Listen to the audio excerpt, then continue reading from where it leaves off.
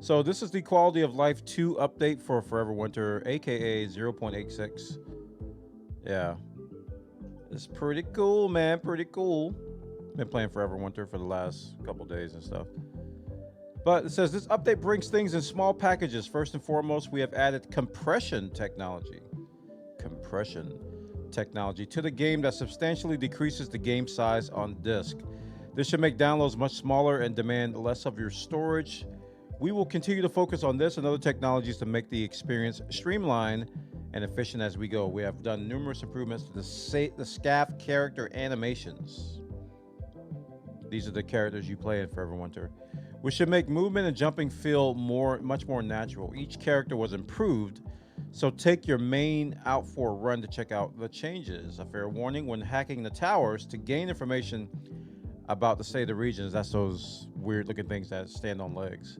You best not fail. Failure will now lead to an unfortunate demise as the tower deals with your unauthorized access attempt. Well, I already was like under pressure to do it right. Now, if you mess it up, you get killed. That's fun. Also, keep a lookout for the blind mother, Courage, lurking in the tunnels. She has terrible vision, but very keen hearing and a long memory. Engage her if you dare. In addition to all that, numerous adjustments, bug fixes, and improvements have been made to the game. For a full list, see the update for details. Stay frosty, fun dog out. All right, let's get into it. Tuning adjustments and improvements. So Oodle compression was added. Oodle. I guess that's some kind of technology I'd never heard of, but sounds cool. Oodle compression was added to drastically reduce the download size, the game size on this. So it sounds like they reduced the size from like 150 gigs to like 50 gigs on disk. That is that's some Call of Duty level compression right there, boy. Yeah. Remember when Call of Duty did that a couple of years ago? I forgot which COD it was, and they reduced the install size by like a half. But this is actually better than that. So that's really good.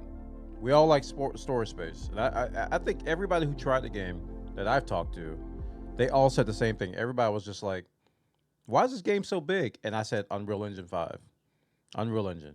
Because a lot of Unreal Engine games are bloated. They're just big. So many people that we talked to, they all said the same thing when they were installing it. Man, this game is huge. It's 150 gigs. Now it's down to 50 gigs, which is really good. Numerous improvements to all playable SCAF characters' movement animations. I'm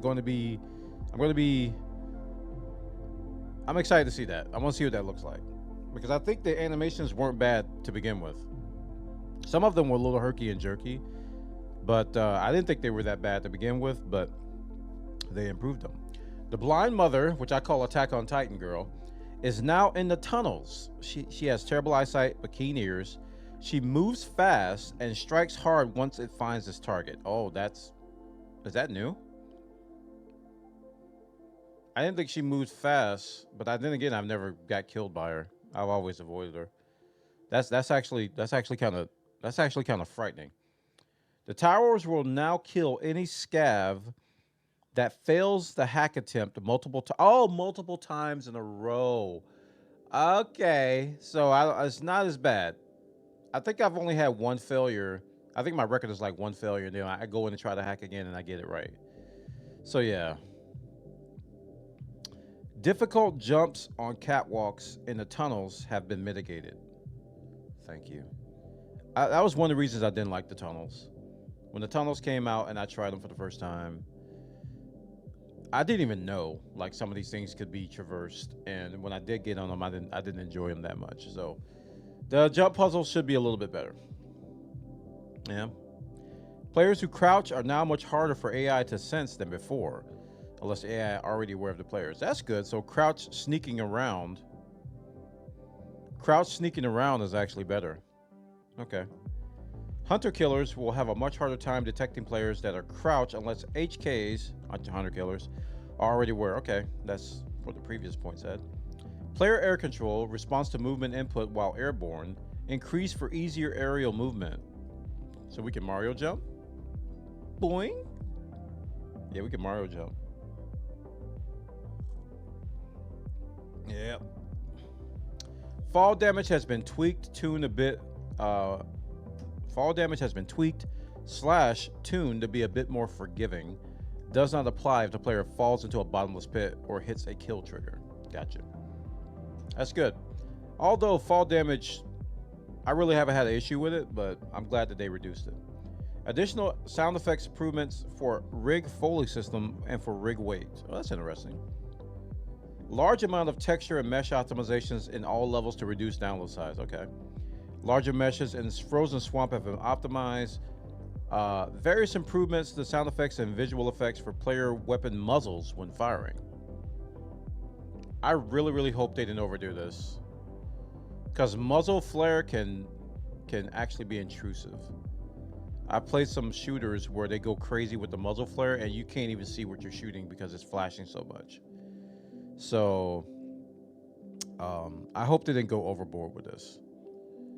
Friction physics changes on navigation pipes and tunnels make them more sticky, still and easier to jump onto without sliding off. Good. Tell you, man, that wasn't a fun thing for the tunnels. The entry-exit countdown for tunnel extracts now tells all players what the next region location is going to be. Good. I think I only ran into an issue once where I went through the exit and I didn't know where I was going to end up. I think it was the first time I got to tunnel B. I was like, where am I going? The side dodge is now a double tap of the button, controller or keyboard. I didn't even know we had a side dodge.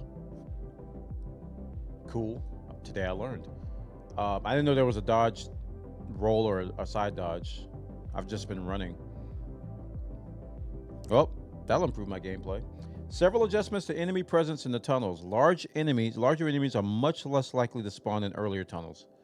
Let me tell you how many times I had an exo spawn like 4 times in a row. Probably no, it was 3 times in a row. And I also had an ogre mech. You can check out the YouTube short.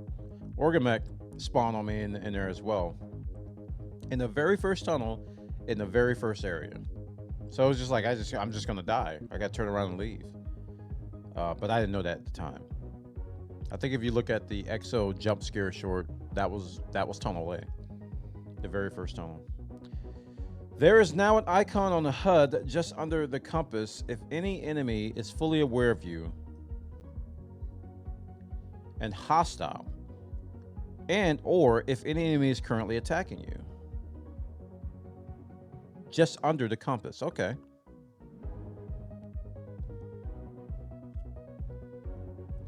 That's actually really good. In-world loot and extraction icon distances have been adjusted so they don't appear until the player is a bit closer. Aw. I actually like the way it was. Oh well. Awareness icons over enemy heads will now appear when the enemy is further from the center of the screen, mitigating the players need to pinpoint right at the foe to see its awareness state. Okay, that's good. Sometimes somebody from behind would detect me and I wouldn't know it, or to the far right or far left. So that makes that easier to work with. Several tweaks to the training tunnels for an easier navigation path for new players. Okay. Several adjustments to the in-level water height, not to be confused with the player's current water inventory, to prevent the water from going over the player's character's head. Okay.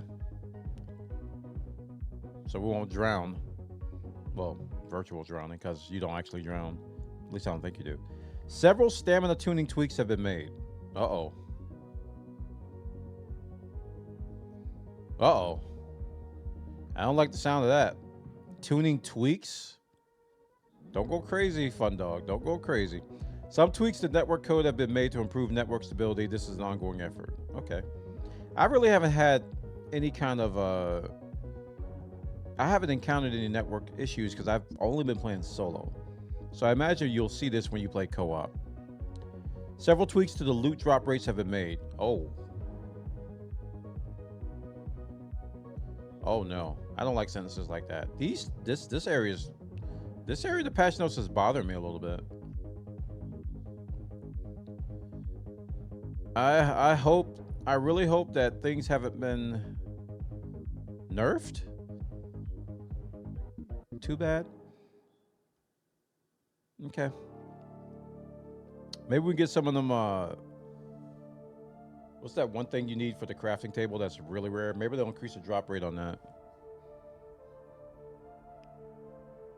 The vendor ammo supply, how much ammo they have in stock, has been adjusted. They didn't say if it's... These guys are smart. They didn't say if it's been increased or decreased. It's been adjusted. They usually have 500 in stock. I buy 7.62 and 5.45 a lot, and 5.56. So they usually have like 500 until they reset the stock. So I don't know how many they're going to have now.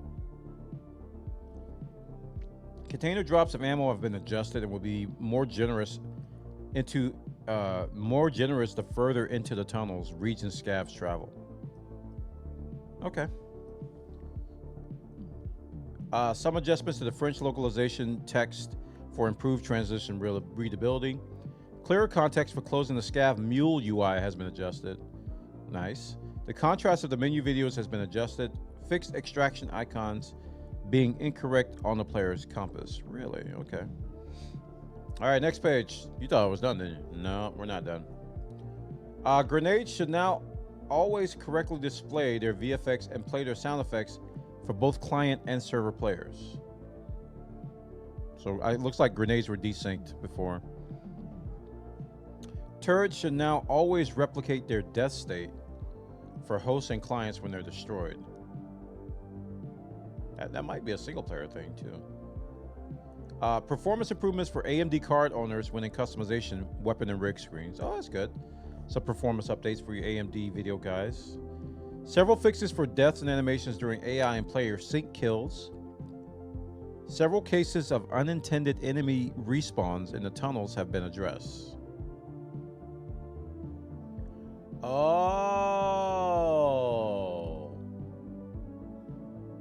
Oh, okay.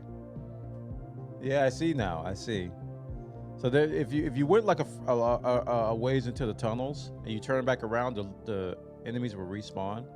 And we had discussions in our chat here about possibly using that to farm items, just like running in, running back, running in, running out, and farming XP and stuff. So, okay. Fire audio in the tunnels now properly replicates in network situations. Fix for a single bullet impact, sometimes sending enemy AI soldiers flying. I saw that. I did see that. Yep. Fix the issue where skeletal meshes would sometimes have incorrect pitch, yaw, or roll after a sync kill. Additional fixes applied to prevent anyone from getting stuck in the ground after a sync kill or heavy hit react. You know, I think that happened to me the other day because I said I couldn't move. I had got knocked back into like a rock and I couldn't move after that. I think that happened to me. Additional fixes for pop-ups in the innards to try to prevent the game from losing focus when a pop-up occurs. Oh, okay. Fix for various issues that would cause enemy AI and sometimes player characters to continue standing, be idle after death versus crumbling to the ground. We've seen that. I actually seen that mostly on the stairs. In the tunnels, you had those multiple stairs where there's a big opening. If you fall, you'll die. I've killed guys on there and they just look like they're standing up. So I think that's the use case where I saw that. Several code improvements were made to the extraction system to try to prevent rare occurrences where the extractions would fail to appear and trap players in the levels. Oh, that's a nightmare. I'm glad it never happened to me. You just be trapped because the extraction would never show. Address the issues to mitigate stomping mechs from killing the players in the map locations under the battle, like in the Elephant, Mausoleum, Motor Pool area, etc. Oh, that's weird. The player should be able to perform a 180 turn with any weapon equipped. Oh, you couldn't do that before? I actually don't like the 180 turn yet. I haven't tried to use it. Maybe if I try to utilize it and get used to it, I will. But my experience with 180 turn is that I do it by accident because I hold down shift a lot to sprint. And the keyboard shortcut, I think, is Shift S to just spin around 180 degrees. And it's very, if you do it by accident, it's jarring. It's very jarring. Very, very jarring if you do it by accident. Drones should be less costly on performance improvements to their lights. Okay. Fix an issue where tombstones could fail to appear in Tunnel A and other levels where water cost entry is 0. That happened to me, but I think it happened after my tunnel layout had changed and my tombstone disappeared and I couldn't get my stuff back. Fix an issue where consumables in the player's character's hands could fail to hide themselves if the character was down or killed while using the consumable. Improve target marking for mechs and Mother Courage. That's good. A fix has been put in properly to put the player in the correct camera perspective after reloads, or when the controller or related over-the-shoulder first-person ADS, also relating to alt-tabbing with the controller in use. Some camera nonsense here. I got it. The fire actions on the controller have been switched for analog to digital input for the triggers. That sounds weird. I don't have to deal with that because I don't even use controllers, but that's weird. More actions are exposed for binding on the controller customization menu, still a work in progress. An issue where the camera would sometimes have the player stuck in the middle of the screen if they crouch and uncrouch has been fixed. That's weird. These are some weird things. I'm glad I never encountered them. Multiple fixes for client players rapidly cycling in and out of ADS aim sprint when the button is held have been added. Still a work in progress. Okay. So that's the second patch notes. Let's see.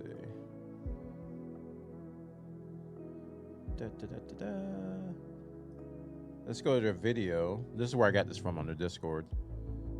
Let's check out their video.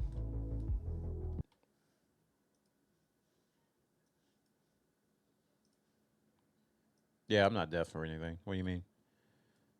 I don't think you guys could hear that. Nope, it was muted, thankfully. Ooh, that was really loud. It's loud to me. All right, this is the video they put out for the update called Nuke Bytes. Nuke Bytes. Because they're nuking bytes. They're reducing the file size.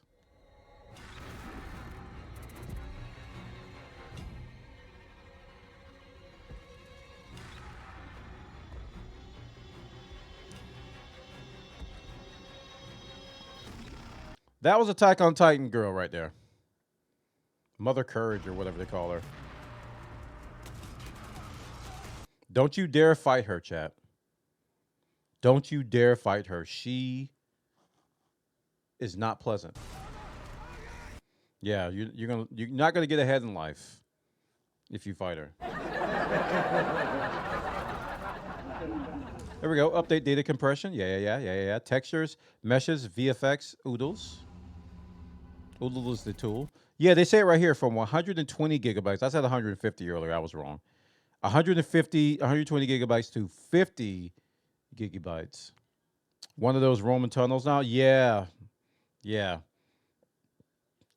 But they did buff sneaking. So if you crouch, detection has been improved, or detection has been nerfed for the mobs, basically. They have a harder time finding you if you crouch now. So I imagine they put that in place because of the Mother Courage change.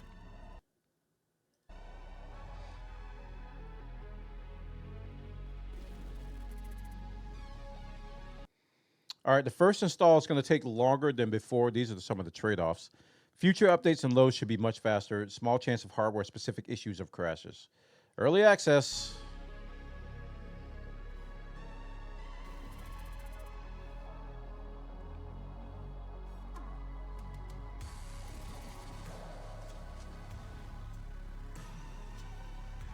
What should the player do? Enjoy the massive storage savings. Report everything on Discord. So that's kind of like the major highlight of this Quality of Life 2 patch. That's why they call it Nuke Bytes, because it's going to be a huge space saver. So it's easier to recommend this game now to people. It's like, hey, it was 120 gigs before, now it's only 50. So now they're just really going through all the multiple patch notes. When I saw this video, I was like, I'm not going to be able to read this in the video, am I? As they say on TikTok, pause to read.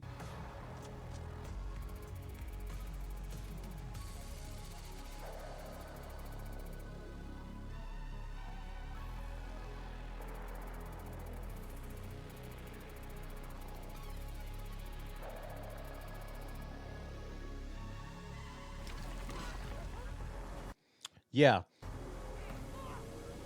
That's the animation. Okay, so they added a new thing where if you fail to hack the radar towers too many times, the radar tower becomes aggressive and ends you, like so.